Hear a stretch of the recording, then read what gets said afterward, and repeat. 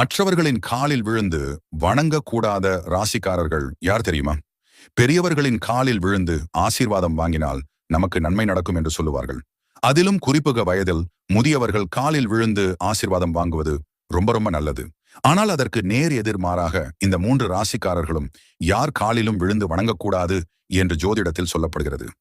ஏன் இந்த 3 ராசிக்காரர்கள் மட்டும் மற்றவர்களின் காலில் விழுந்து வணங்கக்கூடாது என்று சொல்கிறார்கள் என்பதை இப்போது பார்க்கலாம். மகரம், கும்பம், துலாம் இந்த 3 ராசிக்காரர்கள் அடுத்தவர்களுடைய காலில் விழுந்து வணங்கக்கூடாது.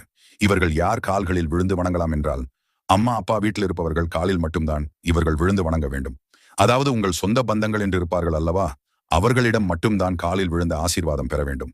மற்ற வெளி ஆட்கள் யாராக இருந்தாலும் அவர்களின் காலில் விழுந்து வணங்கக்கூடாது. ஏன் இந்த 3 ராசியில் பிறந்தவர்கள் மட்டும் அடுத்தவர்களுடைய காலில் விழக்கூடாது என்றால், இந்த 3 ராசிக்காரர்களும் சனி பகவானின் ஆதிக்கத்தில் உள்ளவர்கள். அதேபோல் உங்களுடைய காலில்